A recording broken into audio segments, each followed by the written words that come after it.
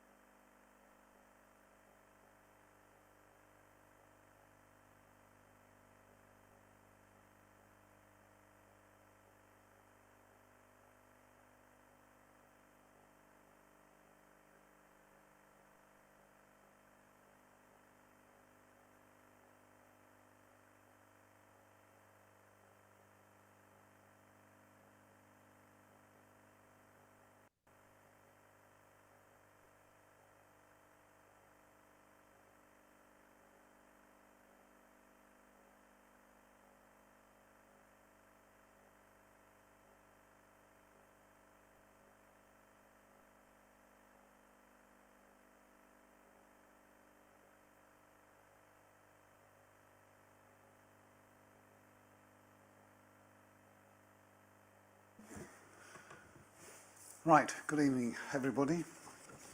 Welcome to members of the public and to councillors. My name is David King, leader of Colchester City Council, and here we are in Cabinet. We'll introduce each other in just a moment, but a few words beforehand. As some will know, the meeting's streamed live over the internet on the Council's YouTube channel, so that can be enjoyed later. You can look back at how it all went. Watch how Councillor Corey is cleaning up something over there. In the case of disturbance, we'll leave and follow us. The use of mobile phones and other devices, including cameras, is welcomed. You're requested to use them discreetly, not to disturb the meeting. Set them to silent, which I'll do for my own in a moment. Not use voice or camera flash, please. Please use microphones at all times. That helps those hard of hearing and it helps online. All right, so let me introduce the work of the Cabinet, who are rather scattered tonight. So I want to say a particular hello to Councillor Lee Scordis at the far end. There's nothing in this, Lee. This is just us doing a little bit of social distancing for those who are wondering, given what is happening in terms of COVID and influenza at the moment. Now, the Cabinet is the main executive body of the Council. It's responsible for day-to-day decision-making on all Council services, makes recommendations to full Council on major policy issues and on the Council's budget, which is a star item tonight. Cabinet is made up of 8 councillors, each of whom is responsible for a particular range of services. Now, I'll just give apologies and then go around the table. So, Councillor Knutsford Vaughan, due to health, unfortunately can't join us tonight. Councillor Chris Pearson has been delayed and will join us as soon as he's able. Right, so let me go around the table. Lee, if I could. Yeah. Councillor Lee Scordis, Cabinet Member for Heritage, Culture and the Environment. Good evening, Anna D'Alessandro, Interim Chief Finance Officer in Section 151. Richard Clifford, Democratic Services Manager. Andrew Weavers, Head of Governance. Lindsay Barker, Deputy Chief Executive. Julie Young, Deputy Leader of the Council and Portfolio Holder for Housing, including Health. Good evening, Councillor Mark Corey, Portfolio Holder for Assets and Resources and Ward Member in Wivenhoe. Martin Goss, Neighbourhoods Waste Leisure Services Portfolio Holder and Councillor for Mile End. Councillor Jocelyn Law, Portfolio Holder for Communities and Public Protection and Ward Councillor for Highwoods. Okay, urgent items. There are none, Chair. Okay, item 3 is declarations of interest. I invite Cabinet members to declare any. Julie.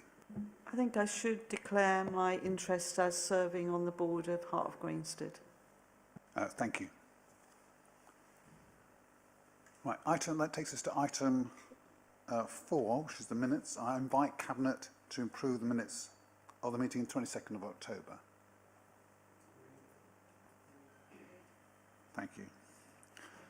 On item 5, we have your say. I'll announce in the order that I have them, and then we'll go from there. So, in general, have your say. We also have speakers on other subjects later in the agenda. I have Paul Rogers. Paul, please do come forward. If you know the form, that's great, but if not, it's 3 minutes and a warning tinkle 2 minutes in. Thank you. Thank you, Cabinet. My name is Paul Rogers. I've been a resident of Colchester for some 35 years, and I'm retired from the local NHS. And in December 2017, I purchased a refurbished ex-garrison house in Londinium Road on the Arena Place estate. Whilst my front door is to Londinium Road, my living room directly overlooks Flagstaff Road. Immediately opposite the entrance to the empty Abro site, which is subject to a proposed development to include 203 residential units and some 160 square metres of commercial floor space. I have therefore witnessed firsthand the Abro site when it was a functional military works to its derelict site today pending the development. I have also witnessed the constant human traffic flows along Flagstaff Road, which is an important pedestrian cycle link between the circular roads, Abbey Fields and the city centre via Sheergate Steps. Flagstaff Road is also the main drop-off pick-up point for St John's School and provides access to the Officers' Club and the tennis courts.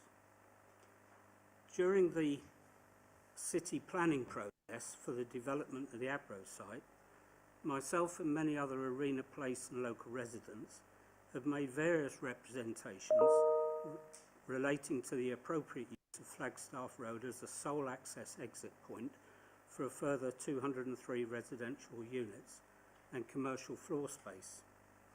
Our fears relate to the impact of the proposed Abro development on the safety of pedestrians, cyclists, school children and other road users and residents where Flagstaff Road is not wide enough. For example, 2 HGVs cannot pass without mounting the pavements, to comply with the Essex County Council Design Guide guidance. If the widening of Flagstaff Road carriageway is proposed with the retention of the existing pedestrian cycle path, then it's likely there will need to remove a complete line of protected mature London plane and lime trees, which of course sit right on top of the archaeological remains of the Roman Circus ancient monument. An independent highway advice notice relating to the Abro site development has been commissioned by Arena Place residents for the consideration of the City Council Planning Committee. This advice indicates, not exhaustive, that the local planning committee was not fully informed by the County Highways Authority of the relevant highway and traffic matters, including safety issues. Planning committees were not accurately advised regarding the increase in daily peak time vehicle flows. No road safety assessment has taken place of the numbers of pedestrians and cyclists in the area, including school drop-off pick-up times and the potential conflicts with increased vehicle activities. The proposals do not comply fully with Essex County Council design guide standards, and the widening of Flagstaff Road will be required, and I've mentioned that. Questions over highway safety credentials of the proposed continuous pavement crossings, which are so new in concept that they don't even appear in the highway code at this time. No consideration has been given to vehicle congestion and pedestrian movements, and developments of 200 dwellings should have 2 points of access to form a through route. This is not the case with the proposed development. If a single point of access on or off that site becomes obstructed, there would be no emergency access for fire or ambulance. So I would like to ask what steps the Council are taking to protect the safety of the residents, the protected assets of the city, our heritage, and in the aftermath of the appeal decision to go ahead. Thank you for your consideration. So, on behalf of all of us, thank you, together with your neighbours and those who care about the site, for drawing our attention to these issues. And I've seen some of the exchanges, and I can see that certainly in enforcement terms, our planning department are doing what we would expect, which is responding swiftly and giving assurance. And I think it's probably the latter is probably going to be the most we can do, certainly today.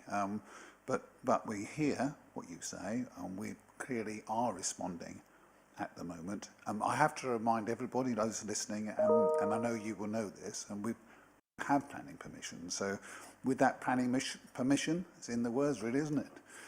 Is the opportunity to, within a framework, to proceed. But that permission includes restrictions and conditions around the safety and protection of the site.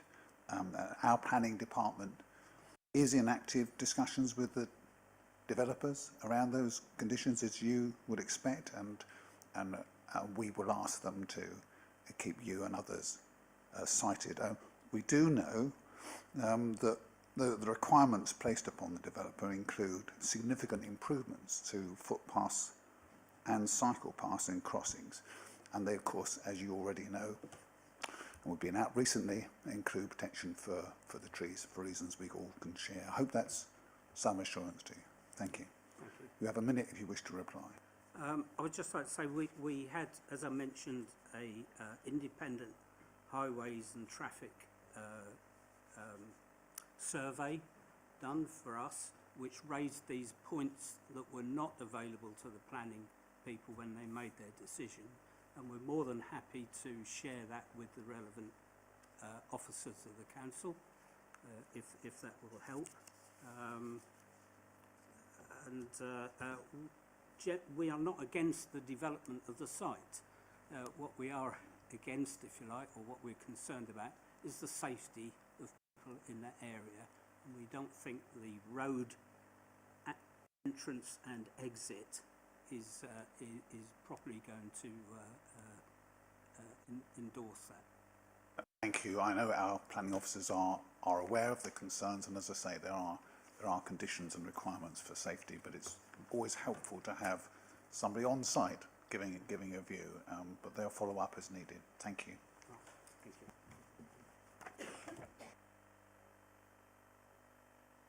you. Ismail, please come forward.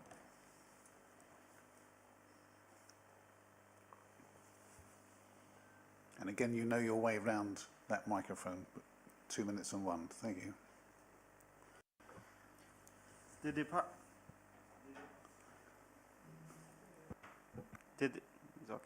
Department of Health and Social Care and NHS England data shows a deeply concerning trend of rising childhood obesity. Almost 1 in 10 reception-age children are now living with obesity, and 1 in 8 toddlers and primary school children are obese, and by age 5, 1 in 5 children have tooth decay because of excess sugar consumption. The UK is also now the 3rd most overweight country in the G7. Across the UK, around 64% of the population are now living with obesity or overweight, increasing their risk of type 2 diabetes and other serious health conditions.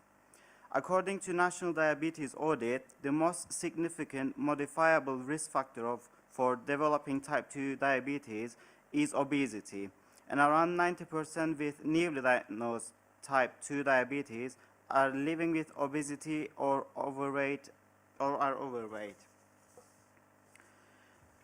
Also, according to Diabetes UK, an obese child is around 5 times more likely to remain so as an adult. So acting early can protect them from a lifetime of avoidable ill health and disease. Obesity is also the biggest preventable cause of cancer after smoking in the UK. Each year, it is estimated that obesity costs around £5.1 billion to NHS and £27 billion to wider UK economy. A report published by 2018 by Cancer Research UK found young people who recalled seeing junk food adverts every day were more than twice as likely to be obese. The same study found 78% of young people found adverts for high-fat, salt, and sugar products appealing, with 3/4 tempted to eat a product after seeing such an advert. Following this shocking data, around more than 20 UK city and borough councils, including Cardiff, Vale of Glamorgan, York, Bristol, Southwark, Haringey, Newham, Greenwich, and Merton have also taken initiatives and banned unhealthy food ads on council-owned property, transport, and in public spaces. 1/5 of London councils now have also restrictions on unhealthy food and drink adverts in their local areas. A junk food advertising has been banned on the entire transport for London since 2019. Therefore, I would also like to ask Colchester City Council to join the aforementioned councils and ban the ads of unhealthy food which have been categorized by the Department of Health and Social Care and the NHS, and ban unhealthy food ads on council-owned property, buses and bus stops, and public spaces. In relation to this, I would also like to ask Council to write the Essex County Council and lobby the ECC to follow this ban as well. Thank you. Thank you. Councillor Julie Young. Thanks very much, Ismail. I think this is a really important subject, and I'm happy to confirm we'll take this away and see what is within our power that we can do to respond to your request. It reminded me of a book I've read by Chris Van Tullochen, which is Ultra Processed People. And he does a period where he eats just ultra processed food. He usually feeds his daughter porridge, and on this particular day he was eating Cocoa Pops. And his 4-year-old daughter said, "I want the monkey one." And he describes how his daughter just consumes this bowl of Cocoa Pops in a matter of seconds and then wants more. And that actually is the sugar addiction that children get into at a very early age, and the role that advertising plays in actually encouraging them to eat those cereals. It's a topic I'm really interested in myself. I will see what we do in terms of council-owned properties, what we advertise on transport. I don't think we do put anything on our waste freighters, but I'll look into that, and what we can do about public open spaces advertising. But, I mean, we all see the McDonald's big billboards throughout the world, don't we, when we go into towns and cities. And you ask us to lobby ECC, and we'll look at that partnership and what we can do to persuade them to take action as well. I sit on the Alliance and chair the Healthy Wellbeing Board. So it's something we can look into and take some action on and fully support this. Please. Thank you very much, Councillor Gilly. When I was walking here, I realized I walked by 10 bus stops, and all of them had either McDonald's or chocolates or crisps or sugary drinks. And yeah, I find it quite alarming. But yeah, thank you. And I would also like to add, I would also very much appreciate if the exchange and the response from the ECC could be forwarded to me as well. Yeah, thank you. Yes, when we're ready to do that. Thank you. Thank Yeah, you. there very are much. issues always of confidentiality. We want to have frank conversations with partners. I know you'll understand that, but we will declare our position, and Julie's, as leads our Health and Wellbeing Board here in Colchester, as she's described, is well placed to do that. So thank you very much for coming. Thank you. Dr. Jane Hindley has prepared and provided a statement for us about job losses at the University of Essex. Richard. Thank you, Chair. Yes, this is a statement from Dr. Jane Hindley of the University and Colleges Union, University of Essex branch. Chair, councillors and colleagues, thank you for the opportunity to speak at this crucial moment for our university and the communities it serves.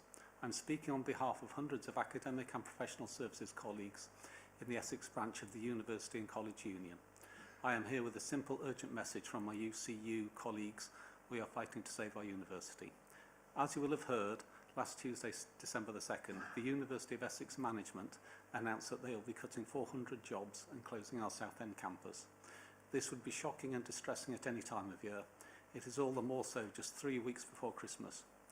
In our union, we also believe it is unnecessary, and we are now balloting on industrial action. Let me be clear, we recognise the financial challenges the university faces. Our branch has been in discussions with management about these challenges over the past few months. We have been serious, constructive and solutions focused throughout this process. We have detailed alternative proposals and raised well-evidenced questions about the overly pessimistic financial modelling being used. Yet senior management has not meaningfully engaged with these alternatives or answered our questions. We are demanding that, before slashing jobs and closing Southend, the university must pause, consult properly and work with us on credible solutions. There is a huge amount of creativity and expertise amongst our members. It is time for the university's management to take this seriously. Have no doubt this crisis stems from serious long-term and short-term mismanagement and over-reliance on expensive external consultants. For 10 years, senior managers pursued an unrealistic growth strategy aiming to expand student numbers to 20,000, funded by irresponsibly high levels of borrowing and evident in the proliferation of new buildings you will have seen on the west side of the campus. Many staff warned against this strategy, and it is unacceptable that we are being made to pay for its failure. We have already gone through one round of redundancies with voluntary severance scheme implemented between January and May this year as part of a recovery plan. But this plan fell apart in the summer when the university was found non-compliant with international recruitment processes. This caused a catastrophic collapse in overseas student numbers, a crucial element in university finances. Yet we are still awaiting for a clear, transparent explanation of what happened. Our demand is straightforward: no compulsory redundancies and genuine engagement with the union's alternatives. With cooperation, transparency and proper consultation, this university can be stabilised without sacrificing jobs and without jeopardising its future. Universities are not just important for staff and students, they are key actors in local social and cultural life and economies. We ask Cabinet members to stand with us, to stand for accountability for community and for the future of higher education in Colchester and Southend. Thank you for your attention. Thank you.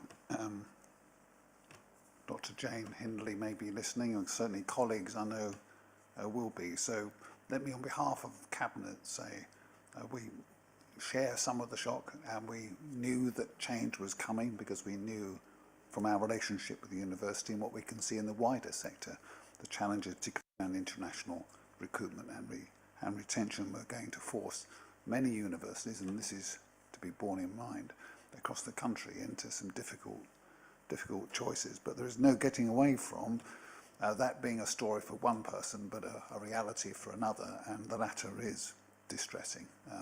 Before Christmas is really difficult, but any time of year will be difficult. So on our collective behalf, our empathy, and to the extent we can influence, which is marginal, is a reality. Of course, we would want to see the very best outcomes of the consultations that will take place. The context is really important. These issues are affecting universities up and down the country, the international market. It's been really important for the UK and for others. And Essex have long known that they have to respond to that to get their finances in good order.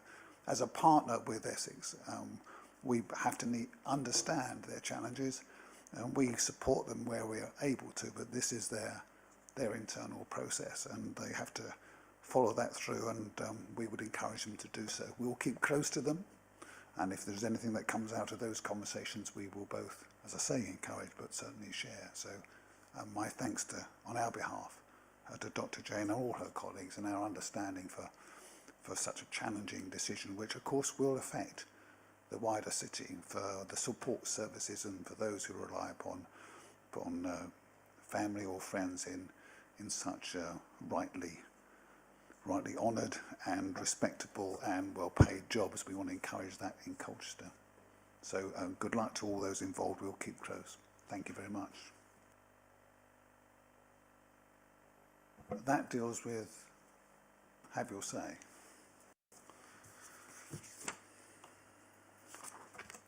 Which allows us to go to the main event. And I will go straight to Councillor Corey on this. We had 3 hours on this at scrutiny, and there have been countless hours between Cabinet officers in different formations to ensure that this really early draft budget that sets the scene for the formal process in the new year is shared early. Stands good test as it did last night. So, Councillor Corey. Thank you, Leader.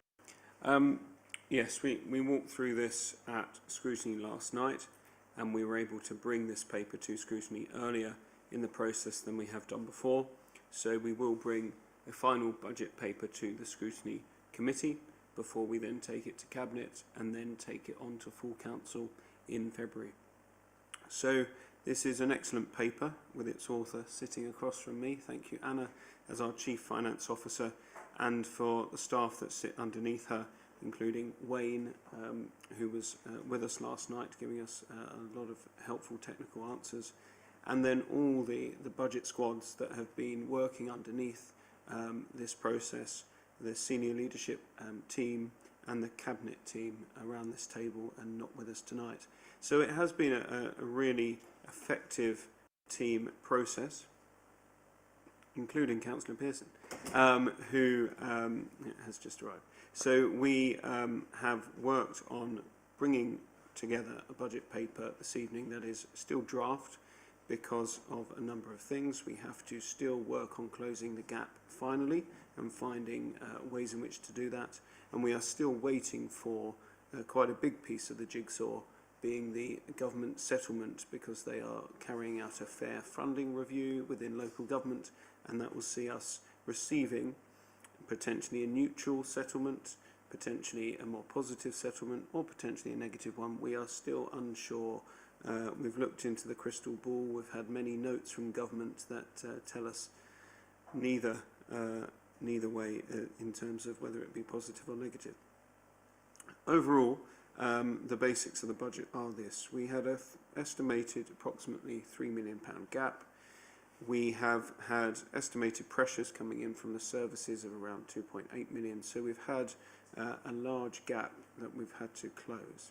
And we've done that through a mix of solutions, looking for increased income, whether that be through commercial rents, through fees and charges, and through council tax in the way that we have been prescribed to do by government over the number of years to continue to support our base budget. Alongside other things such as the planned asset disposal programme that we're looking at, and we discussed at length last night as well, other revenue gain that we can achieve through that, and through transformation and savings, reducing cost through our services, and that does also mean some staff cuts as well. So this paper goes through all of that detail, and again I'll commend Anna because it is a well-written paper in the way that it walks through with a good narrative, explaining as it goes, so the lay reader will understand as much as they can of local government finances from this paper, and scrutiny were able to look, the panel last night, into detail in different parts of it.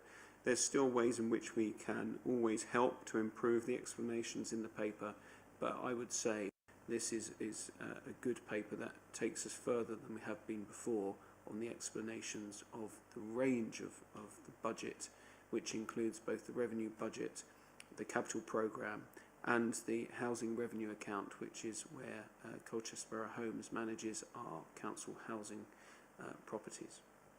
So overall, the budget squads that have been working on this have put forward different transformation and income increasing solutions and savings to us as Cabinet members. We've gone through a complete process of RAG rating those, looking at which ones we think are politically acceptable, operationally achievable, and those that we believe we have confidence in delivering, and we've put those into the paper. Depending on the government settlement, we may need to go from some of our green savings that we've ragged into our amber. I hope not to have to go to the red, but we'll have to make those political decisions. We have briefed members, we have spoken with other political groups, we have been as open as we can so far. This remains the draft budget, so we will continue to go through those processes, and we will likely brief members once we have that fair funding review landed, which we believe will be the 17th of December. They've said before the 18th of December, so you never know with the Treasury, and that will be hopefully a Christmas present for us. But at this point, Leader, that's probably as much as I can say. I commend this report to Cabinet, and then in the new year back to scrutiny. Thank you. Thank you very much, Mark. We have got two visiting councillors, which we thought we might.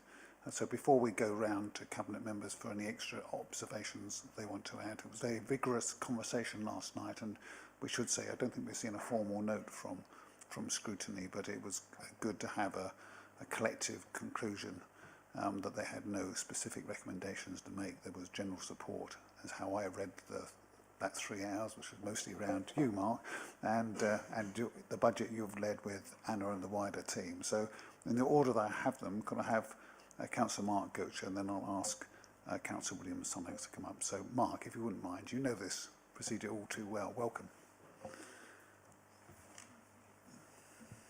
Thank you, Chair. I just have a few questions about the draft capital programme. Just as a non-financially minded person, but there's just a few things that if you could just clarify for me. First of all, it states that in the financial year 27 to 28, there'll be nearly 4 million spent on this building. If you could just clarify for me and anyone listening what that increase is for, what essential works are taking place.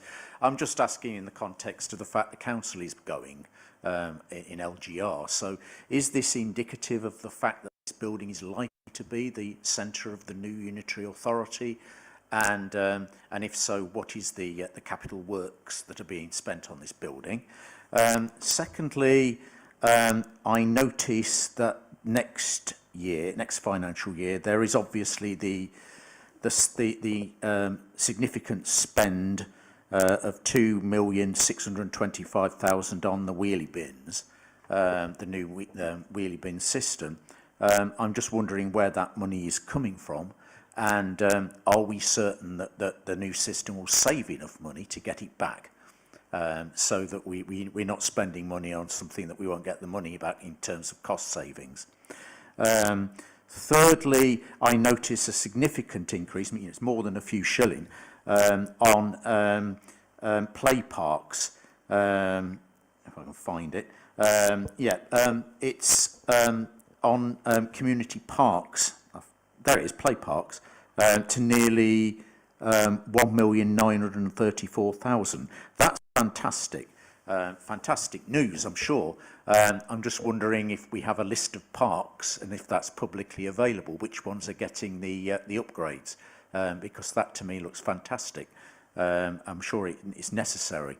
Presumably it involves resurfacing and things, but that's really good to hear, to see. One that I'm sure residents will pick up on, just to make you aware, but I noticed that with Middle Mill, the budget for next year, 26 to 27, is 100,000, and then for the following years it goes down to zero. Residents will infer from that that the weir is not going to be replaced. So just as a comms point, maybe we need to get the comms out on that, because I'm sure residents will pick up on it if I've drawn the correct conclusion from those figures, which I might not have done. Thank you. Thank you. I'll pick up part of this. I'll come to Councillor Corey and Councillor Goss. And all right, so in reverse order, in terms of I would expect us to put into the budget what's been agreed. We haven't made the decision yet in terms of options for the weir, but we do recognise, and there is a relationship also in the wider sense of Castle Park, which you and I and others had a conversation about how Amphora, our commercial arm, can and will be making a stewardship contribution. So there is a bigger picture, and we will absolutely share that with you and ward members. So I'm happy to sort of take that away. When we've got more, we will share that. But in terms of capital spend, we await the decision. In terms of play parks, and Councillor Mark Corey might want to add a view. I mean, it is, as you say, just great news. We will have a list. I thought we had circulated, but no doubt we can do that. In terms of wheelie bins, I'll stop for either Mark or Martin to add a view. Of course, the context is transformation, money from government, a saving and a better service. But Martin or Mark, do you want to offer something extra on that? And I'll ask Patricia Barry to come forward in terms of the essential works to this building. Thank you, David. Yes, Patricia can help if she's willing to on both the town hall and the play parks, but I'll give you a full answer as best as possible on each. So the town hall, we have taken this through the members of state group at a high level, but we also need to continue to look at further works in who we're going to contract with and what exactly the final cost will be. But this is about maintenance of the town hall, because we have looked into works needed for it over a number of years. We've pushed it as much as we can, but we do need to do essential works to the town hall. This is not about redeveloping it at all. This is about essential works to keep the building going, to invest in the fabric of the building. So I'm sure Patricia can add to that. So in terms of LGR, we are looking forward and ensuring that we're not committing too much cost for the future of this building, because we do not know yet what the future will be, but it is a listed building. It does need to be looked after, so that is our commitment. On the wheelie bins, so that is an investment that we have to make in order to carry out the changes, and we've been through a whole raft of options and looked at which ones will deliver environmentally, which ones will, how the costs will flow, but also importantly, with the new government's waste requirements, which ones meet those requirements, and the extended producer pays money that we get now from the government to encourage less, well, it's actually from on producers to create less waste, then we get a benefit from that as well. And if we were to make drastic changes that did not go in line with the government, we would receive less of that money. We are not directly saying that money will fund the wheelie bins. Instead, that will come from borrowing to begin with. But we will see savings as a result of the changes, and therefore over time we will see a payback. But we would need to invest in new bins anyway as part of the scheme. So as we only have around a third of the borough of the district using wheelie bins at the moment. Finally, with play parks, I'm surprised you hadn't seen that. We've been talking this policy up for quite some time. Really happy to say that last year at the budget I said we were going to invest into play parks, and we've taken that policy forward. And I said last night that the government have followed our tune and actually thought it's a good idea, because it is good for the enjoyment, the social, cultural and health impacts for our young people and families across the town. And we have looked through all of our play parks, and again that's under Patricia's team, the corporate landlord, and we have rated all of the parks. It's based on need and based on need to refurbish, not based on any other reasons. So there's a whole raft of them. It has been through a number of committees for scrutiny, and the final list is there, and we are cracking on with phase 1. Patricia, would you like to just come forward on both the town hall and the play parks, if there's anything more that you would want to add? If you could borrow Mark's microphone, that would... Sorry, thanks. Thank you. Yeah, so the works to the town hall involve partial replacement and repairs to the roof because of the amount of water ingress that we're getting into the building, which is causing long-term damage. There are also some significant mechanical and electrical replacements for some of the systems within the town hall. So although it sounds like an awful lot of money, and we might not see that in terms of the visibility, it is actually essential works to the building. In terms of the play parks, as Mark has said, what we've done is prioritise based on condition. We've also have done a consultation with the public through comms team, and taken some of the feedback about what people would like to see around accessibility and that sort of thing. We have a mix of partial replacement, full replacement, and some of them are just surface replacements. But what we have, purely coincidentally, I think there's a play park in every ward, just in relation to how we've done it. So and that we're out to tender on both of the packages of work. That will be coming to Cabinet in February alongside the Town Hall Cabinet paper for approval. Excellent, thank you, Patricia. Thank you very much indeed. And Mark, you, by all means, if you don't mind playing the hop up, hop down game, which we're going to do tonight. Martin, is there anything that you wanted to add? Well, I would have thought Councillor Goji would be more excited about the £600,000 we're investing in Castle Park, because that's the most popular car park, the most popular, no, we're not changing it into a car park, it's the most popular play park and the most well used, so it will be the most accessible in Colchester, and a significant amount of money. And just to put it into context, we got 3,300 responses from the public last year, and we got less on our own local plan, which really sets the context of what pricks the interest of the public, I think. Thank you, that's just great. So Mark, I'll go back to you. I'll just say one thing personally about the use of this place. Look, it's fabulous, isn't it? And we should keep it in condition. We should encourage its use. It has quite a lot of commercial use. I came in here at Christmas to go to the wrong meeting and it was a disco. The first few moments were quite interesting because 4 ladies wearing pink leotards came down, and I thought, if Mark is up there, I'm going up there, but it wasn't to be. But my serious point is this is a place that deserves to be used by the public and seen by the public, and it has to be kept in condition. I will be making the point to my colleagues in whatever is the new unitary, Mark, that the Moot Hall is a fabulous space that could take what is likely to be 100 councillors. It depends on who wins the competition in Whitehall for ministers' ears about which of the models, 3 or 5 or 4. So I'll stop at that. Mark, back to you for a moment. Thank you. Yeah, I mean, that is fantastic, the news about Castle Park. I mean, am I reading this right, that's where it says Colchester Castle? Or is that extra money for the Castle Museum itself? That is absolutely fantastic. And as for the play parks, we need to be obviously shouting that from the rafters. And you know, that is fantastic news as well. So thanks for your feedback. You're very welcome. Julie, you want to add something? Yeah, I was just going to say, I mean, you know, Mark in his opening comments described the level of engagement that's taken part in terms of preparing this draft budget.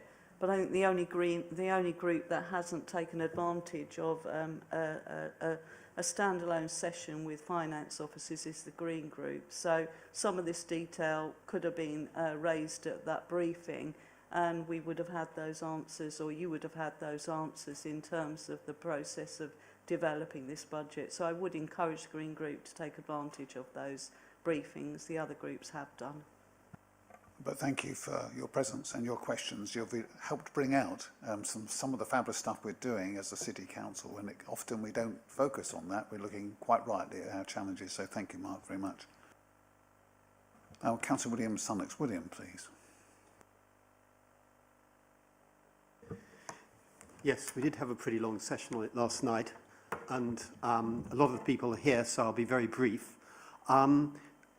I accord with the view that the narrative the narrative is good, and many of the things in there, things like saying that we don't want to hand over a basket case to LGR, is good. The objectives are good, and the whole thing works. Also, praise for bringing it forward so early. I mean, it's 6 weeks earlier than we were at this stage to have anything to look at last year.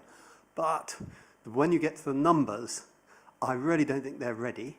And I think you should approve this, if you're going to approve it, with some caution, and that the picture isn't as rosy and comfortable as it looks. And I think it would be wrong to say that the scrutiny panel didn't come up with any comments, so Councillor Corey is right on that. But to say that there weren't any concerns would not be correct. I think the three Conservative people who've been following this would all be very, very wary of tables 3 and 4, which are the critical tables, and we're waiting for some more detail on that. It's more of a political thing, but and it's a choice that the administration has the privilege of making, but we have not, in the time I've been here, really got to grips with the cost base of the council. And it is high, and when you look at our neighbours, it's high, and we've never been able to benchmark ourselves. Our staff numbers have have actually increased over the period, and although we've had a lot of talk about fit for the future, I don't feel we've really made much progress on that. And the cuts that we've done here, the savings, we call them savings, but they're not. They're increases in charges to residents and their disposals of assets. I'm not arguing with it, but I'm just saying that everyone should know that we haven't got to grips with the cost base. We haven't found a way of doing it. And I think that there will be, I would hope that when LGR comes along, I think we will we'd do well to have our benchmarks, our metrics in place for what it should cost to run each thing. And I think I'll leave it there, Chair. Well, thank you, William. And although Mark and I, those present, might disagree with how you say things, we don't disagree with your passion to see this place run well. I'll just say a couple of things. I'm going to spare Mark unless he feels really he has to, given we've had a lot of time, good time, last night, at least productive in the round. So I don't accept that we haven't got to grips with how to run this against our objectives and our obligations. And it's worth remembering this is not a private business. It has to work within government accounting rules. It has a whole set, I know you know this, but we need to say it out loud, a whole set of objectives, statutory duties and discretionary, which are viewed as statutory. And we have to deliver that as well as we can. Most of us who engage with officers regularly will see talented, hard-working people with not a lot of spare in the tank, right? The whole system they have to work within, over which there's not a lot of choice, William. It might be as frustrating for me as you, actually, sometimes. All of those demands in the round, including the democratic process, put a lot of strain and stress on our people. I don't see, and nor do colleagues, a lot to give, a lot of fat, and if there was, we'd take it. So if there are specifics, we'll pick those up away from here. But in the round, I'm personally content, and having been inside government and alongside private sector for a whole working life, I kind of get a good instinct personally for myself for an organisation that's being run hard, and this organisation is being run hard. This set of papers, this budget, in my view, hits the mark as the start for the extra leg of work into the new year. I thank you for being positive enough to say that in the round you're comfortable. Accept absolutely that there are some points of discussion around tables and parts of the paperwork, and if we can be yet clearer, then whether or not we've done that before, I don't mind. We should do always what we can to make sure that this narrative, which, and thank you again for the acknowledgement of it, is understandable to the public and to members as much as we can. I will pick up on the point about staffing, and I nearly did last night. We don't want in public place to go into what will happen to the workforce. They will understand it's challenging times. There's a proper process for all of that. But as I say, I'm really clear there's not a lot to give in the organisation for the duties that we have. And we've got a duty to look after them too. That's how good organisations go through a complicated transition. But it's worth remembering that when you look at staff numbers, they include 3 organisations, our commercial arm, our Colchester Borough Homes delivery arm, and all that entails in tough times around housing and homelessness, as well as the City Council and all the functions we've got. It's compounded by transition into a new government structure, the conversations we have to plan for that, the importation of people to help us do some of that work, and services which need improvement.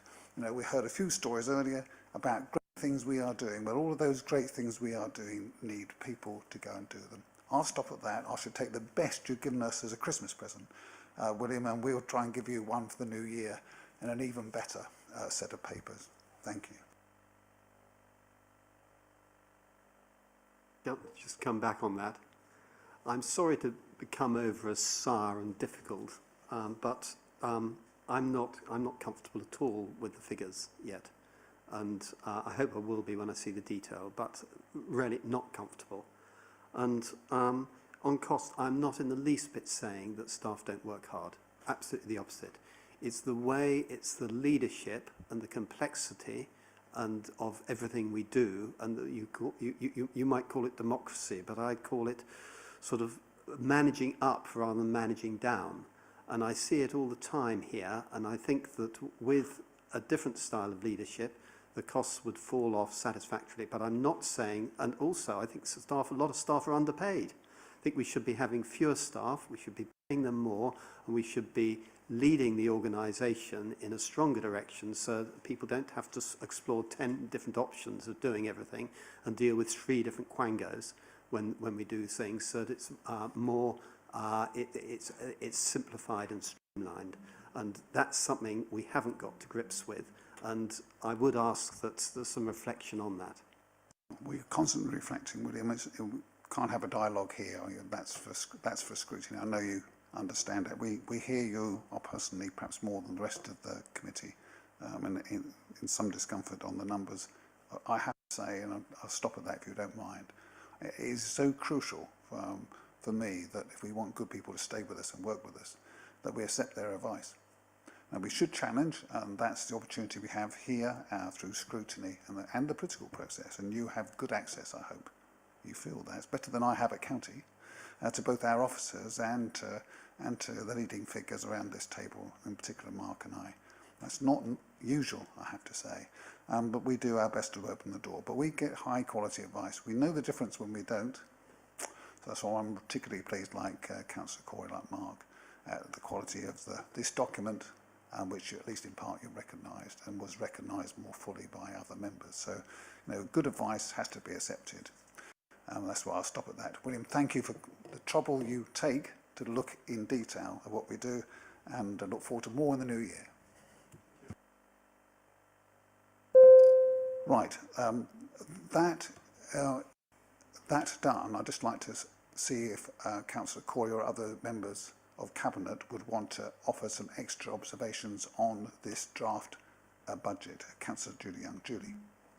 Yeah, thank you. I won't take up too long on this. I just wanted to highlight the risk, I guess, around temporary accommodation, but in doing so, the good work of this authority in Colchester Borough Homes of turning the tide on rising costs on temporary accommodation. So although we have high numbers of people in temporary accommodation, I think 487 households, which comes out in a report later on the agenda, Chair, including 30 children, sadly.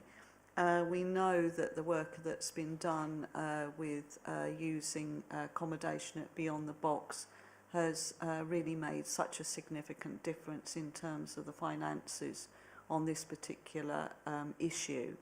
In terms of the future and what's in this budget, the acquisitions and new build development and the supply of 376 new affordable properties over the next 5 years, and the difference that will make to the families of people in Colchester. So I think that's a highlight of this report and shows what a competent council we are in actually tackling this head on. Absolutely, thank you. Councillor Pearson. Chris. Yes, thank you, Councillor King. There were just a couple of things that I wanted to comment on. I think one, the amount of time and effort that all Cabinet members have made, along with senior officers, in looking very carefully at all of our costs and where we can shave in order to meet next year's budget balance with a balanced budget. Secondly, the point that was made by Councillor Gocher about wheelie bins, as the Cabinet member with oversight for sickness absence, one of the concerns that I have is about the sickness absence levels within our waste operatives, and I think by introducing wheelie bins we will reduce that sickness absence, so we'll gain from that as well financially, as well as most importantly the reduction of the issue for our operatives. The final point I wanted to make was just about this building. I think, you know, we all know and love this building, but it is an old building. We have to recognise that. And administrations of all complexions over the last couple of decades at least have failed to take responsibility for sustaining and maintaining this building in an appropriate manner, and that's why we're in the situation that we are now, and hence we have to spend a bit of money to ensure that the fabric of the building is as it needs to be going forward. Thank you very much. Josh. Thank you. I'd just like to echo what Councillor Pearson said about the amount of work that the finance team have put in, and also the work of all the different services areas as well, because it's been really helpful to have very early, ongoing, detailed discussions, you know, with a number of different groups of people, and I think that's really important to get us into a good place where we're able to be at a really early point in that process. So I'd like to thank all those who've worked so hard for that. And I'd just like to touch on a point, although it doesn't come directly under my portfolio. We've been discussing about the play park upgrades. You know, I'm really pleased. That's something I spoke on at the budget meeting last year. And I'm really pleased to see the progress that's been made, the consultation that's been happening recently. You know, it's so important in our communities that we've got spaces where people can come together, especially young people. So important for health and well-being, and I'm just really pleased to see that progressing well. That's all, Chair. Right, thank you very much indeed. Final opportunity. All right. Councillor Mark Corey, I know you're content. Nothing's changed in the last quarter of an hour, I'm trusting, in which case members of the Cabinet will refer you to the recommended decision in paragraph 2 of the paper. We have considered, have we not, the draft budget and MTFF, and in detail before this place. So we're asked to note the annexes to the report as set out in para 2. Do we so agree? Thank you very much indeed. Back to you, Mark, again, LCTS. You have to explain that as well. Thank you, Leader. So the local council tax support scheme to be updated in front of us for the sort of year going forward, changes for 2026-27 going forward. This paper, written by Adam, who's in the audience, and worked on by his team, so thank you, Adam, is a helpful update which shows the ways in which we are updating the policy. This Policy is the way in which we as a council can support those on lower incomes to pay their council tax. It is actually explained in the report. There's a helpful explainer about what it is and how many residents it supports. So it supports working age residents of around 7,100 and 3,200 of pension age. The total scheme costs around £12 million for all of those council tax, I can't remember the name we use for the preceptors, that being Essex, the largest one, but also including fire and police and ourselves. And the cost to us for the scheme is 1.25 million. That's roughly been around where it has been for a few years, but it has crept up with some caseload increasing. And for that reason, we do have to look at how we make changes. These are only slight changes, and if you look at recommendations 2.1 to 2.5, you'll see those changes. We're looking at changes to understand the fact with inflationary pressures and household income changes that actually we need to keep looking at uplifting those to ensure we do support the lowest earners to pay council tax, and that is what is included here. Also to do with backdating and aligning our backdating rules with those that government uses for pensions and other benefits and things. So we're keeping in line with national government policy, as well as the support to LGBTQ plus veterans in terms of an update there in the financial recognition scheme that was rolled out by central government. So overall, these changes make the scheme more achievable for us. The banded scheme has been working well. It delivers quicker responses for residents. It's much clearer. They don't see changes throughout the year like we used to. And it is a lower cost to administer for the council. So overall, these changes continue to help the policy evolve and continue to help us generously support residents to pay their council tax. So I commend it to Cabinet. Thank you. Thank you very much, Mark. I should just observe the scrutiny panel had a look at this on the 11th of November and were fully supportive. We have a note of their recommendations, and on this, as other matters, record our thanks to them for their. It's an independent panel for those watching and listening, for their view of this and their observations. Thank you very much indeed, Mark, for you and the team that work on this. Anything else from colleagues on this?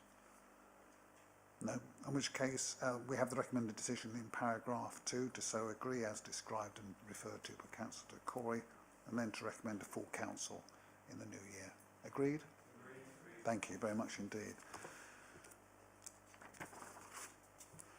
In which case we go on to item 8.1, which is Heart of Greenstead Phase 1, the construction works contract award and financial implications. This is in 2 bites in our papers, but we'll say as much as we can in open session. I understand that we have a statement from Councillor Tim Young. Richard. Thank you, Chair. Yes, we have a statement from Councillor Tim Young. Statement as follows. Colleagues, the Heart of Greenstead project has been part of my life for the last 5 years at least. We are now coming to make or break time. Many of you are aware that the Greenstead community and its residents have been made promises in the past which have either been abandoned or only partially delivered. This has led to dismay, disappointment and cynicism from many, and cast doubt on the council and government's ability to deliver improvements and much needed regeneration in the area. It has been my privilege to represent for the last 33 years and counting. Residents have felt justifiably let down by the local authority and central government in the past. Please therefore support the recommendation to appoint the preferred bidder to carry out the initial phase of the works, which will bring long-awaited services and better facilities to Greenstead. You will have noted in the excellent report compiled by the officers that Magnolia Local Super Output Area is in the top 10% most deprived wards in the country, according to the latest indices of multiple deprivation. I hope you are as concerned about this as I am. It can't be right, fair or just that Greenstead residents, on average, die 20 years earlier than in other wards of Colchester City Council. Health inequalities are stark and are not improving. We hope that the Heart of Greenstead project, plus other measures now being implemented by central government, will begin to improve this unacceptable situation.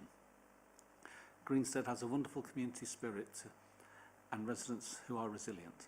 They need hope as well, And by supporting the recommendation tonight, you will start initiating that hope and give a required boost to our pride and self-confidence as a community. I note the comments from the scrutiny panel. However, as I'm sure others will confirm, all their concerns were being dealt with before they were submitted to debate and resolution. Everything has been done by the book with the support of the local community, partners, stakeholders, and with efficiency and enthusiasm by our own officers. In conclusion, I'm sorry I can't be with you in person tonight. However, I wouldn't have been able to stay for the debate in any case because I have a registrable interest as Chair of the Greenstead Community Association, which I hereby declare for the record. I hope your meeting goes well. And that's the end of the statement, Chair. Thank you very much indeed. I know Councillor Julian would like to talk to this. Given it's been aired frequently here and in a really good quality, in my view, scrutiny session, both in public and private, I'm happy to go to the views of other members and then I'll wrap my view as the portfolio holder together with a response to the scrutiny recommendations. So, Councillor Julian. Thanks very much. I won't repeat what's already been said by the Chair of Greenstead Community Association in support of this decision we have this evening, Chair. It is an important moment, I think, for us on this, which is our major project in the town deal. It's the biggest funded project in that scheme of work. But I think during the period of this 5 years that Tim refers to, the board that was put together to co-curate this opportunity, we've had central government's focus on neighbourhood working in terms of health. So it is going to be our pilot area, and if we get this off the ground, and I hope we will be, and make this decision tonight, it will be an exemplar where how we move forward and deliver health services in a very different way in the future. So it has been identified by the NHS as a pilot area to roll out this programme, but other areas will follow suit. So I wholly endorse the recommendation and look forward to us moving swiftly on with this project to meet the needs as Tim has identified, which are, very significant. Thank you very much. Can I see if there's any other members of Cabinet who want to talk to this item? No, okay. Well, then let me just, for those who may be watching, just give the briefest. Be reminded of scrutiny. I am aware of that. Thank you very much indeed, Andrew. So we've had, and it's published, we've had a view from the scrutiny panel, and I'll get to that in just a moment. For those who are less fresh and less aware than others, just the briefest reminder, this is really exciting. This is a redeveloped, multi-agency, community neighbourhood wellbeing hub that includes a community centre, GP practice, library, housing office, children's hub, community cafe, space for multi-agency advice, skills and employment support. In short, those things which are essential if you're going to give the means for a community to take itself, with the help of others, to a much better place. For all the reasons, Julie, that you've referred to and Tim did earlier, and which are based upon a co-creation, which, although it can be painfully slow, is absolutely essential. And that's been made plain, and that was accepted in the discussion to which monitoring officers drawing my reference, which was in scrutiny, really walked up and down this. And we had a very good quality, robust discussion about the context, what's beyond this first phase, and where we were in terms of the decision that we're in a position to make tonight. So I want to just address the reservations, well, not the reservations, the recommendations from scrutiny, and I'll take my time if you will bear with me, which I'm sure you will, to address them at least in headline terms. So Cabinet were asked to approve, were recommended that we should approve the contract award, but that we should have some assurances and clarifications, and I'll just give those to you. We can follow that up as required. So the first was a very obvious one, but important to say, that there is a budget shortfall, acknowledged in the papers, and that has to be met. So I would just say now, in open session, that we have with our partners found a way to meet that budget shortfall. And we will, when we have got confirmation of the last details and arrangements be publicly share how we're going to close that gap. But I am confident from assurances and arrangements in place that we can do that. So that addresses the first and primary concern we would all share. The second was whole scheme planning interdependencies, so bear with the language. So what this means is a timetable and a budget for a wider master plan and financial appraisal. Now this is about looking at the entirety of the intentions around the Greenstead sites in the wider sense of that term. And that's entirely appropriate. We had a good debate about a preferred way to do things, master plan in full, followed by phase, and we've acknowledged that there are some gaps on the ideal, but there is absolutely a great deal of planning and work that's gone into this phase, and we know how this will fit with the later phases of development around Greenstead, and I can confirm that we have funding allocated towards carrying through the balance of that scheme. So we know what we have to do, and we will do it, and we can share that with Scrutiny and others at the right kind of time. There is an allocation in the HRA business plan, for example, of some 48 million for the residential phase that is so crucial to the wider health, in my view, economically and socially of the Greenstead and Greenstead area. We were asked to address governance. Well, this matters to me, and I do have a view on it because I do have a measure of responsibility.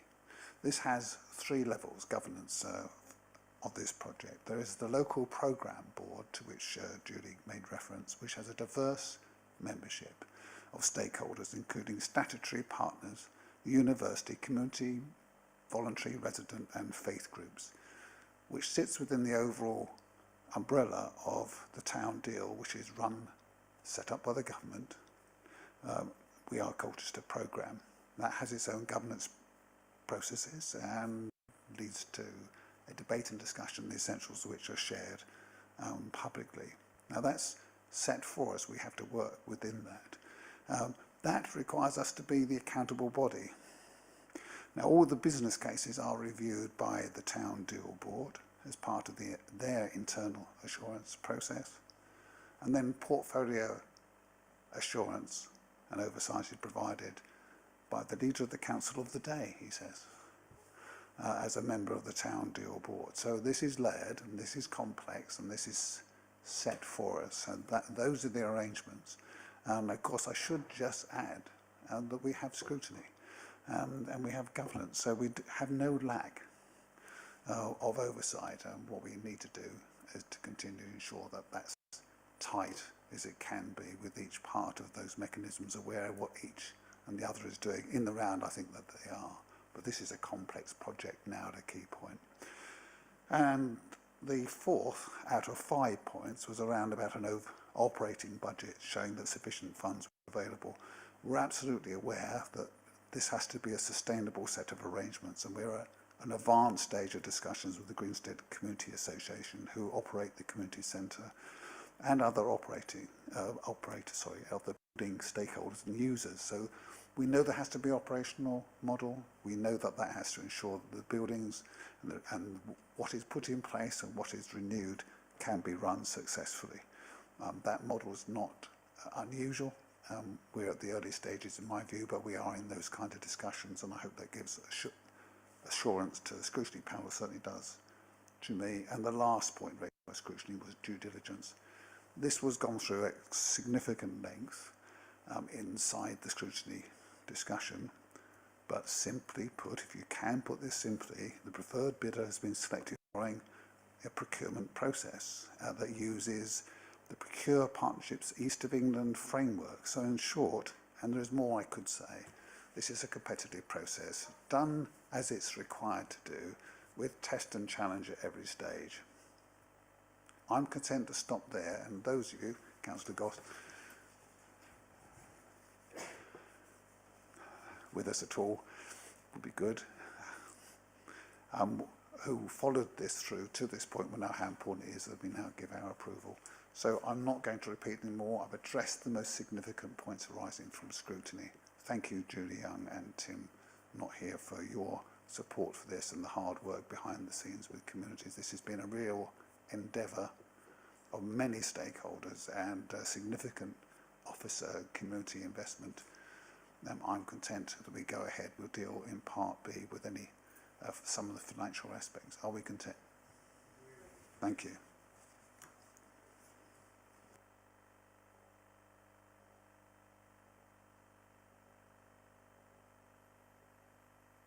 Right, Councillor Pearson. Chris, you have rushed to this building to have two well applauded, less needing scrutiny in depth items. And could you perhaps take the two together? Well, I'll leave that to you how you do that. Digital and customer scrutiny. Thank you. Thank you. And I think that probably makes some sense if we can take both together, because they do dovetail quite neatly. I just want to concentrate a bit to begin with on the digital strategy. I'll just remind everyone that both the digital strategy and the customer strategy have gone through, draft proposals have gone through scrutiny, so they've been fully scrutinised. I would start by saying anyone who has used the council's website of late will know that it's time for a change. It's time for it to be upgraded, to be made more user-friendly, and for it to be fit for purpose. So this is a start of that journey to do that, as well as a number of other issues that need to be addressed in terms of our digital strategy. I want to begin by thanking our interim manager responsible for digital services, but also the team, the small team that works with him and has done sterling work during my time as cabinet member responsible for IT. There are things that go on behind the scenes that very few of us are aware of, and they keep us safe and secure, as well as designing or coming up with ideas for designing a better system for us. The strategy is structured around key themes: customer-focused council, securing digital services, artificial intelligence, which we're all aware of, but none of us are really too au fait with what the benefits potentially are, but also the potential risks of AI might be. We want to be a digital-first council, with a digitally enabled workforce, data being a superpower, meaning that we use that as evidence for our decision making, technology modernisation across the piece, but within the confines, the financial confines that we have already discussed previously this evening. So all of that is contained in the digital strategy. I know that implementing the draft digital strategy has caused some concerns, I suppose is a good way to describe it, amongst some members, and not all of us get IT. Some of us get IT in a different way to others. Some of us think we know more about IT than maybe we do, and some of us know very little about IT, so we go along. I think I'm somewhere in that geeky area, but I don't know enough about IT to be able to come up with the solution. And certainly our team have done a lot to ensure that we are safer, and we are becoming safer as a council when it comes to using the modern IT schemes. That said, I think it's imperative that we take everyone with us, and I know that we've been doing that. The staff have all gone through IT training. They've all been, it's been made clear to everybody the importance of IT security, and also recognising that The digital world is the way forward. We also have to recognise that for some of our workforce, but more importantly for some of our residents and for some of our members, IT isn't that straightforward. Using new technology, using information technology isn't necessarily the way in which they can successfully access the services that the council provides. So the customer strategy quite clearly emphasises the need for a personal touch as well as a digital touch. So a combination of the two is essential. And I know that some members have been concerned to ensure that that happens, so we will do so. And some members have been concerned about how it impacts on them and their ability to represent their constituents. And again, we will do all that we can as a council to ensure that members are fully au fait with what's needed, and also that we meet as much as we can the needs of members. I know that there were some questions raised at scrutiny about why were we doing this when we're moving into LGR. What I would say is that we are recognising that that is essential. So our IT, our digital strategy incorporates some of the things that are already in place with our colleague local authorities. So our digital strategy has very much recognised what happens at Essex County Council in terms of how they operate their digital strategy. So it's dovetailed in with that, and there have been conversations with tendering and with Braintree as well. So recognising that at least one of those authorities is absolutely certainly to be involved with Colchester, and the other one may well be involved with Colchester in the future. So there are there's a significant plethora of pages in both of these strategies, with two very good documents, presentations that I would recommend to everyone to read.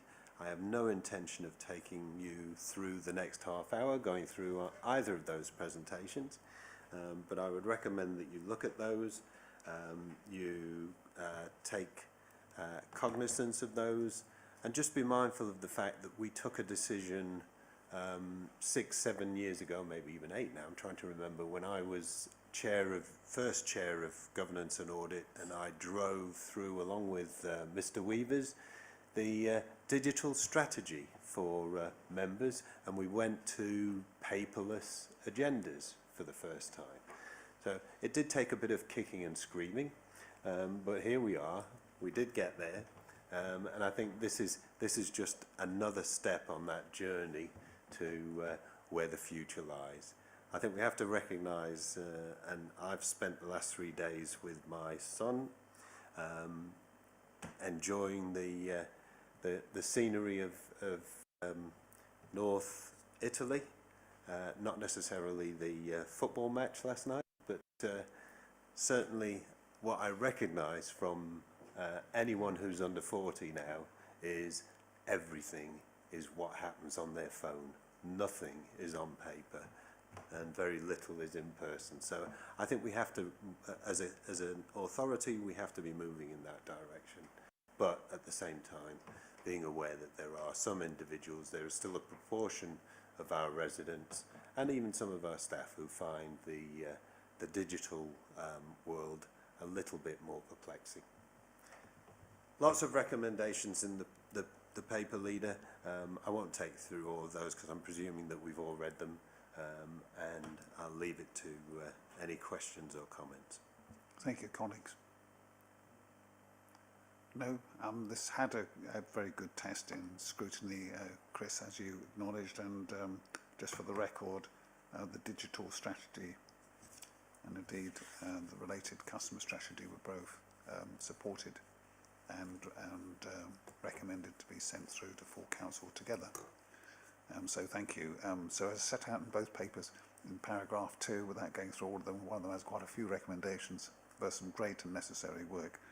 This is good, really good progress to get us to the modern step, and I, with a pile of paper here at this end, will acknowledge digital is best in normal circumstances. Right. Content? Agreed. Thank you very much indeed. There's such a lot of paper here. So Just got it quickly on my screen, David. thank you. We go to the Housing External Operating Environment Quarter 3 update. Now, there's a mouthful, but the subject is really important. And I'm pleased to see Philip Sullivan as the Chief Exec at the far end of the room. And thank you for the work you do on our collective behalf. Julie Young. Thanks very much, Leader. Again, I won't try not to take too much time on this. I think it's really good that we have these regular reports. I think the last time I spoke on this, I was minded to talk about the level of change that has occurred in probably the last 6 months actually, in terms of new policy initiatives coming out of government.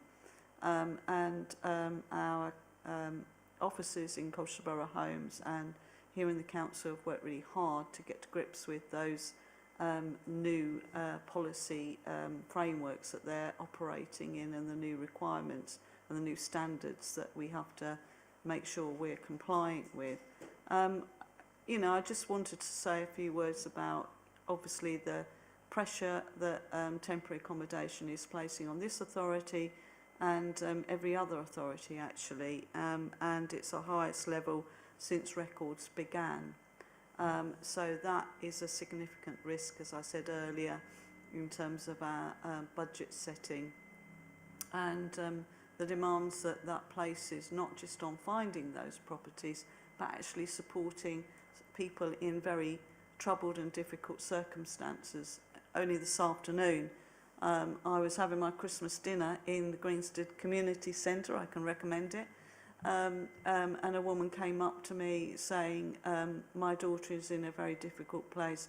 She's having her house repossessed on the 15th of December. And it's a stark reminder actually of the difficulties some residents of Colchester are actually facing, and the level of debt she is facing and her family is facing, and just what a Christmas she will be looking forward to this year. And of course I said to her, do get your daughter to get in touch with me, and we will take you through that journey and support you in that process.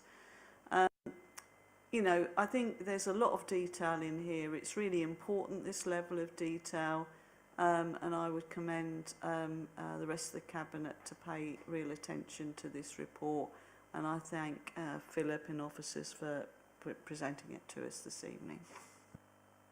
Thank you very much. Colleagues, anything else? Please, Chris. Yeah, just very quickly. I think it's absolutely critical at this time of year that we recognise that there are people who, for Christmas, it isn't a positive time, that there are difficulties, and what we do for people who suddenly find themselves in the unfortunate position of being homeless is absolutely essential. A roof over the head is the most important thing. So I commend what CBH does in its constrained circumstances, I would suggest. And I know that CBH do a wonderful job.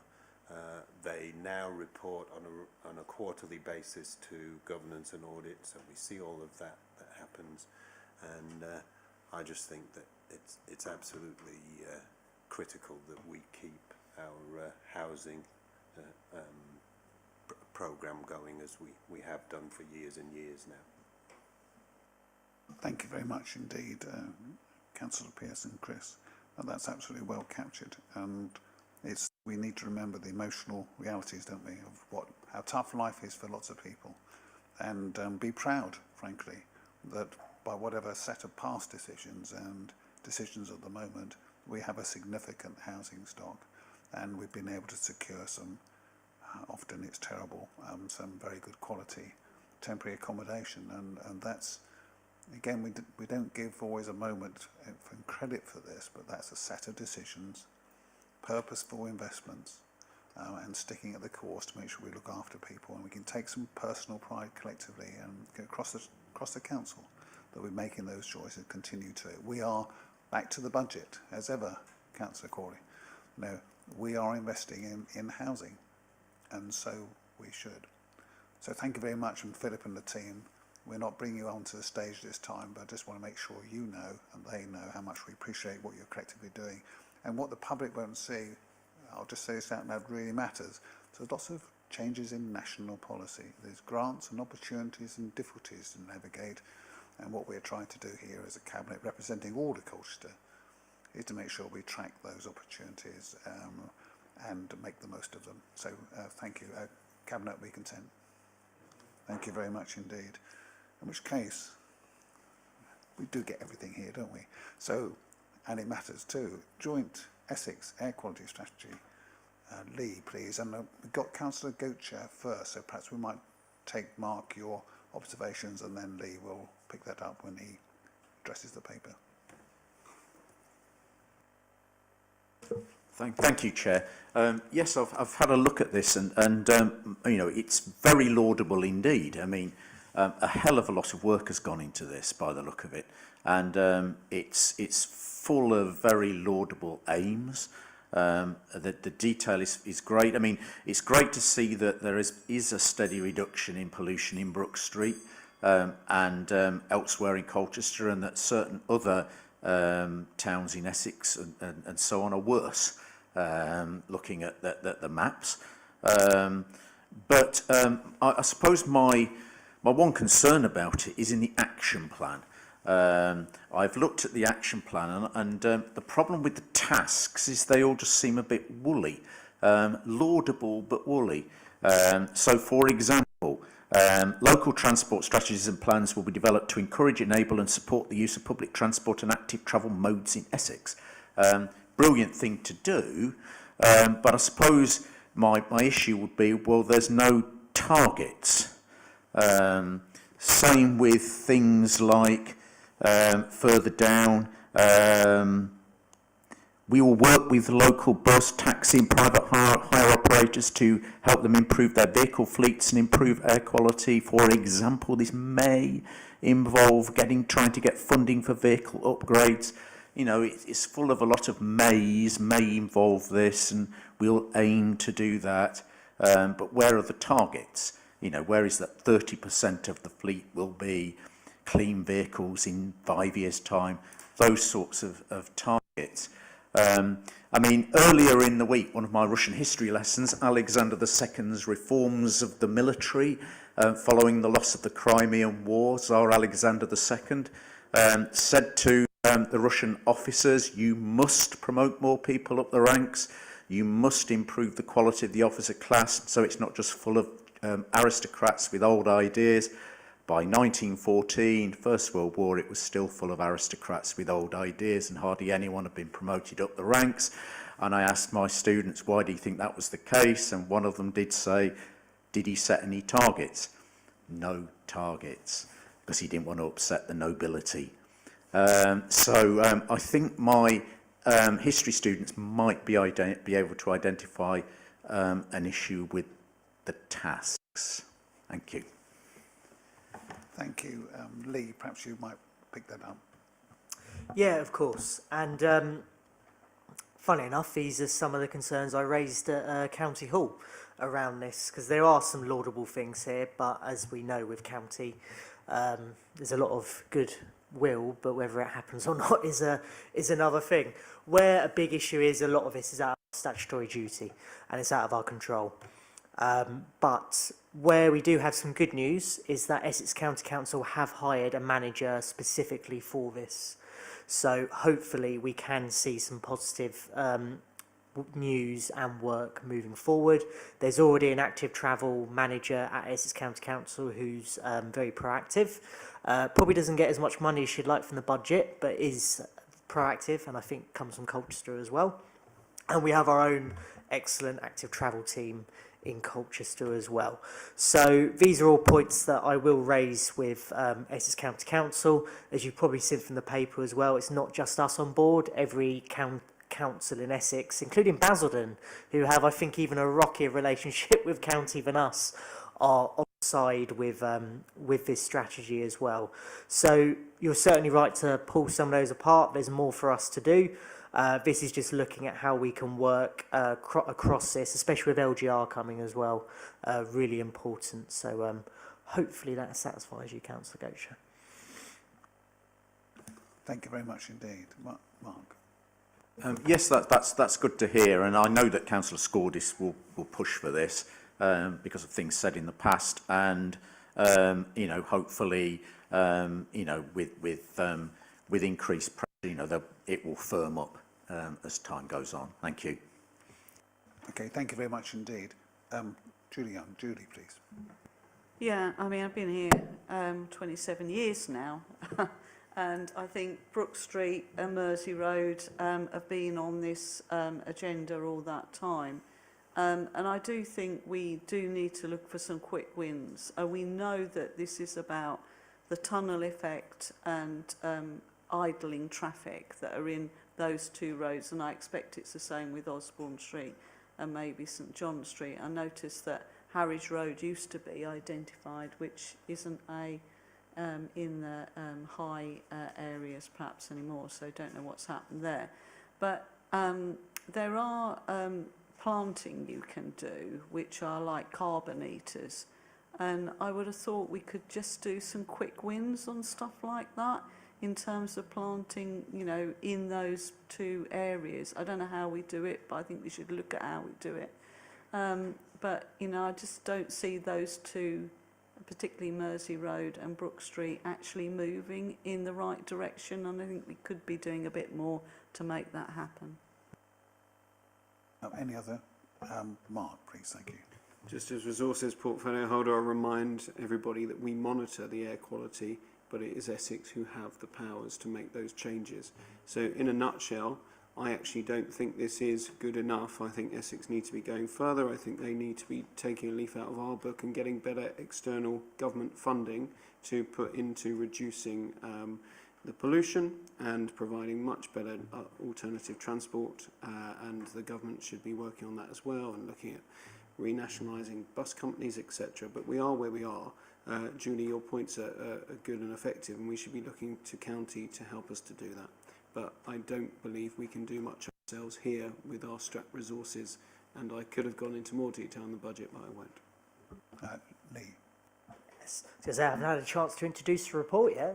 I was answering Councillor Indeed. Gocher, making sure that any visiting councillors get the answer first. I mean, for me, this is quite a personal issue. So one of the reasons that my family did move to Colchester was because when they were seeking accommodation and made homeless, air quality was a big issue with one of my aunts who had asthma and other breathing issues, and Colchester became the place that they made their home. And you're right, Julie, Brook Street and Mersey Road are some of the worst.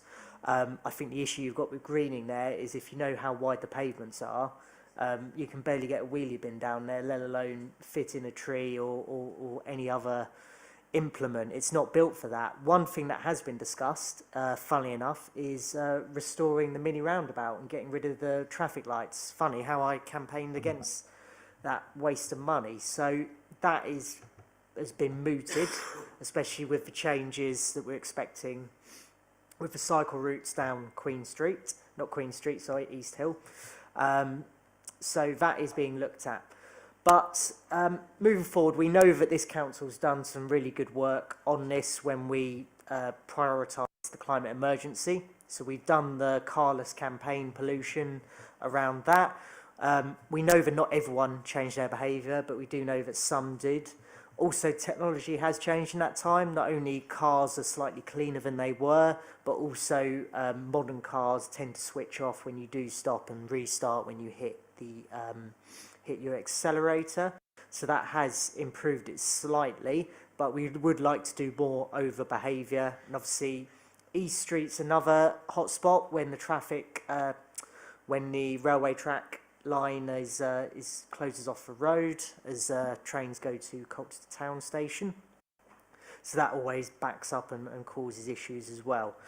But I think looking at the strategy, it's most of the things that we want. Some of the things that we're already doing around active travel, and our active travel team is working on ideas that have been successful, Travel Plan Club as well as other things, as well as getting businesses to take up the cargo bikes, so some really positive things that we're doing.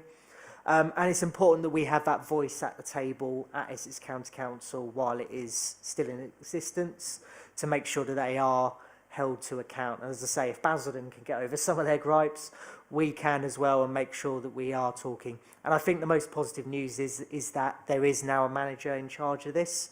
So you were talking about funding, Mark. I think actually the manager's job will be a lot of doing what, funny enough, Frank in my department has to do, which is a lot of looking for funding pots to keep things going. So, and I know that their active travel team at Essex as well will be really keen on some of this. So it's a step in the right direction. I think for any future unitaries, whatever decision is made there, this is a really good format for us to follow moving forward. So hopefully we can all agree this. Our team has been working strongly with County Council. So I think as Councillor Gocher has pushed, there's still more to push there, and to have that collaborative work and get what we want for Colchester and other parts of Essex. Anything else on this item? If not, Lee, you're obviously content to move the recommendations. Thank you for your engagement with County. We know, don't we, that it's sometimes on these things it's behind the scenes work that will help when it comes to priorities and choices, and of course a willing and helpful portfolio holder for resources, perhaps in the margins, but let's see where we get to. Thank you very much, Lee. Are we content to agree? Thank you very much indeed. In which case we're on to, I'm conscious it's just gone 7:30, so do we need a quick break, or are we content to press to a close? Okay. Okay, then in that case we'll have a break. No, it's a joke. Bad one, right. Okay, item 12, nomination of Deputy Mayor. I did have Kamal, if he's there. Oh, he's online, is he? Please. He is so far away. I can see you, but look about an inch tall. I'm sure he's much more than that. Please come on in. Hello, colleagues. I will mute myself to prevent any echo. Right.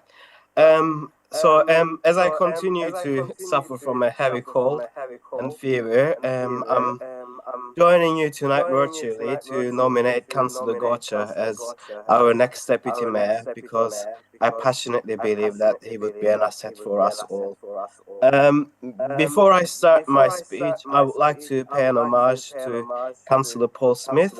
I'm aware that Councillor Smith, who previously held the position of Leader of the Council between 2015 and 18, expressed an interest in Deputy Mayorship. I want to express my sincere belief that if elected, my dear colleague Councillor Smith would indeed make an excellent Deputy Mayor, and I'm sure that both himself and his wonderful wife would turn our town hall into a warm and welcoming place for everyone. Moving to my nomination of Councillor Gocher, as many of you are aware, I have been on the council for 6 years. I'm aware and thankful for the respect and sympathy my colleague Councillor Gocher continues to receive from cross-party colleagues. As the Green Group, we proactively collaborated with other groups, including acting as a reliable ally and supporting the Lib Dem minority administration. We continue to support the Lib Dem and Labour coalition and colleagues in good faith and in a friendly manner. as colleagues who want the best for Colchester, we also provide constructive feedback, and along with the Conservative colleagues, continue to serve as a critical friend. Both my colleagues and I continue to cherish that collaborative spirit and would appreciate your consideration and support. Considering the fact that Colchester City Council may cease to exist soon, and Castle Ward is an unparished part of Colchester, both Councillor Kirkby Taylor and I believe that having a Green Deputy Mayor, and especially respected and impartial figures such as Councillor Gaucher as our Deputy Mayor and last Mayor, would be a token of recognition and appreciation towards your Green partners and colleagues, years-long support and siblinghood. Having a Castle Ward councillor as Colchester's last mayor would be also special.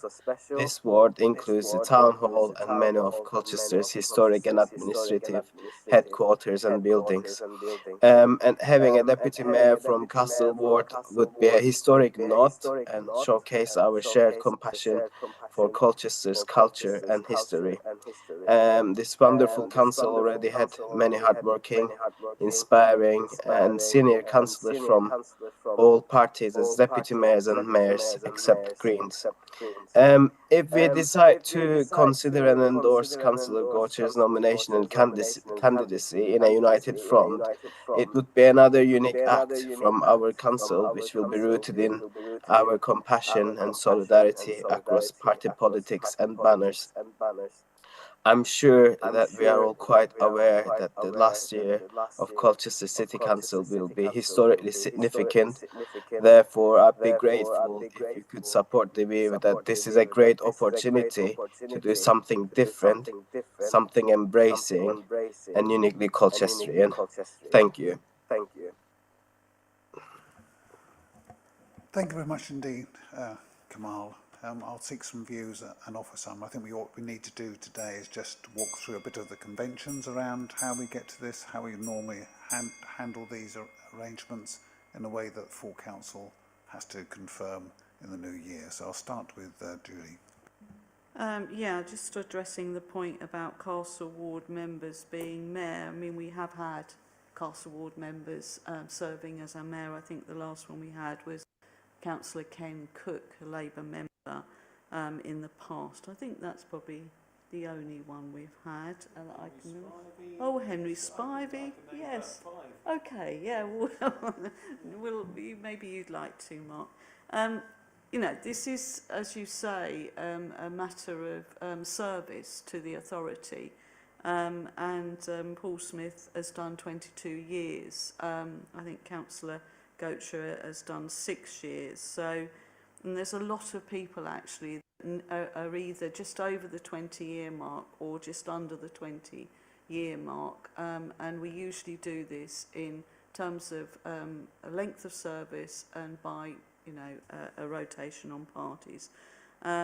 It's unfortunate that this authority is nearing the end of their time to be able to elect mayors. We hope perhaps under new arrangements we can see that continue in the future. But I think Paul Smith would do a good job for us in terms of an appointment as the Deputy Mayor going forward. But, you know, I'm sure in the fullness of time, you know, other groups will want to nominate other people as well. Other views from colleagues? Councillor Gosmar. Yeah, I mean, there is long convention, that a process policy that we follow, and it is done in terms of political rotation and length of service, and everyone has to fall in line in terms of, you know, some people have done 18 years, 17 years, and respectfully, that's how it works. And if the person that's at the top of the queue doesn't want to do it, then they pass for whatever reason, because not everybody wants to be under a bright, shiny light, or necessarily has the time to do it for work reasons or for other responsibilities they might have at County Hall or wherever. And I think, you know, naturally it is Paul's turn. Kevin Bentley is another councillor that has long service but has declined in the past. John Jenner has declined in the past when he had other responsibilities as chairman of Essex County Council and then came in later and was pushed back up the queue. And that's how it works. And respectfully, I'm sure in another 12 or 14 years' time when Councillor Gocher gets near the top of the list, if we're still doing it, then he would get his turn.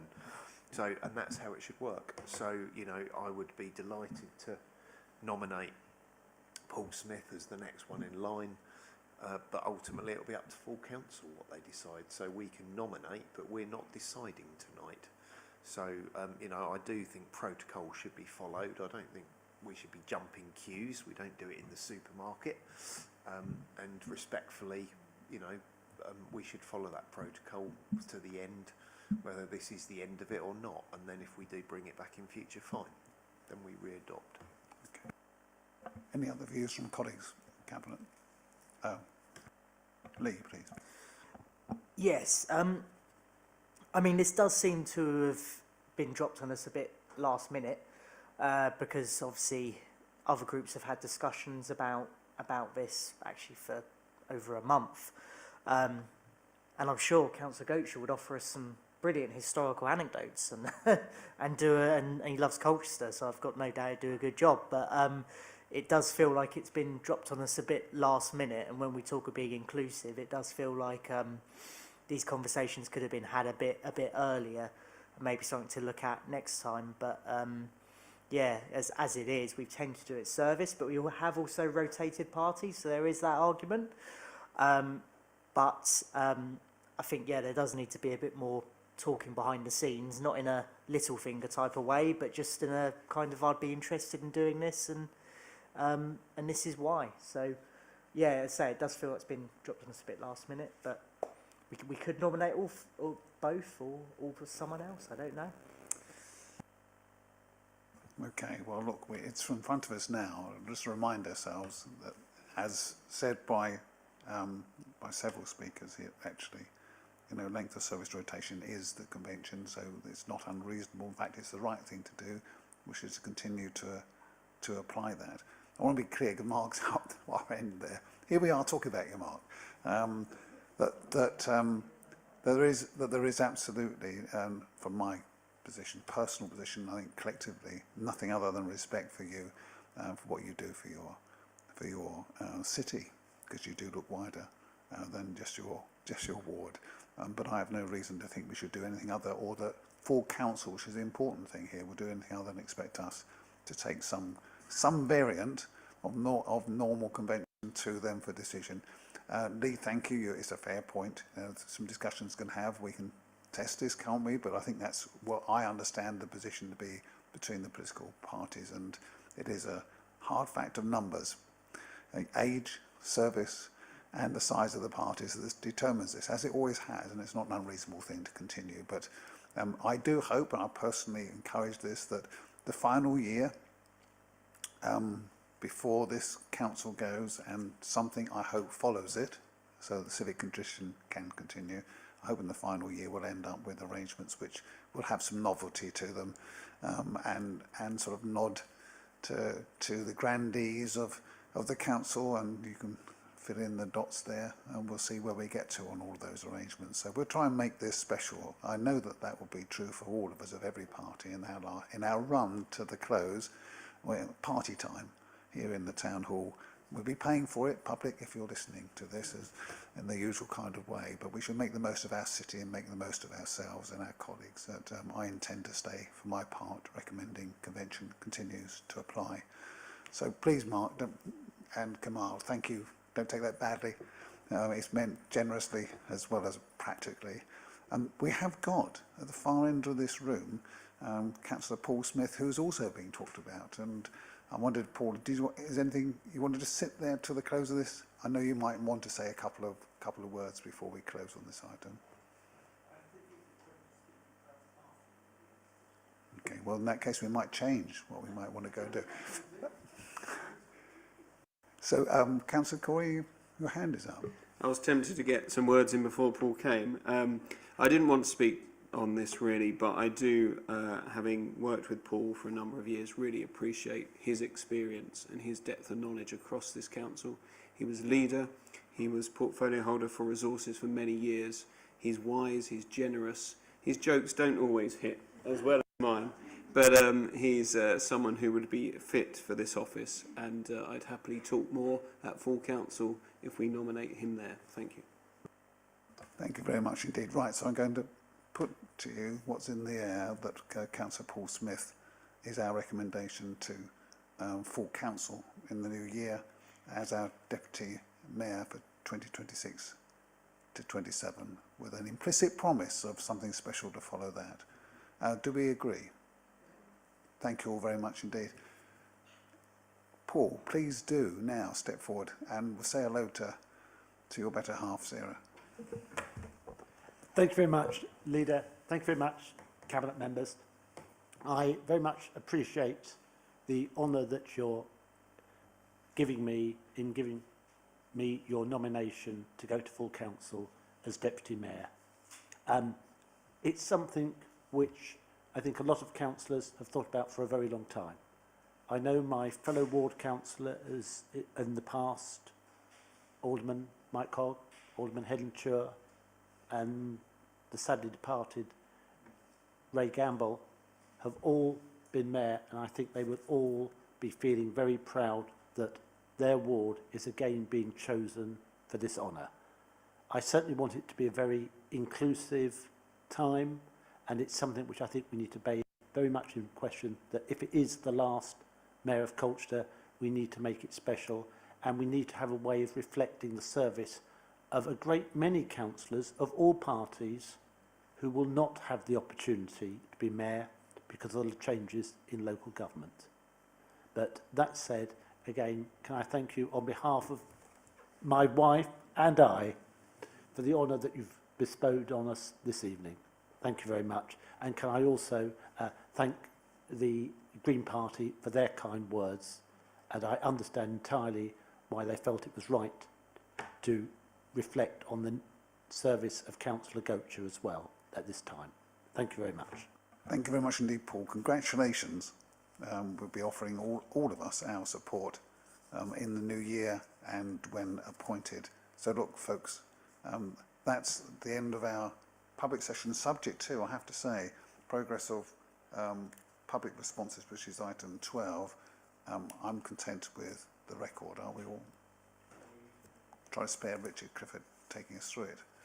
All right, okay. In which case, need to turn to one of the duties that Mark Coy particularly enjoyed of the Deputy Leader. Julie.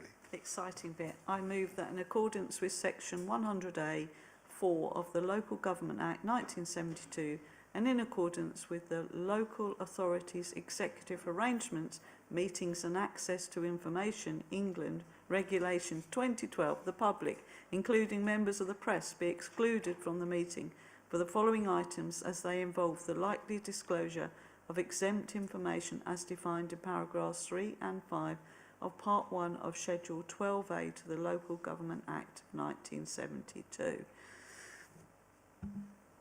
Draw a breath and wait for confirmation. We're no longer online. Oh, I beg your pardon. Quite right too. Agreed? Well, thank you, Chris. We're striking that from the record.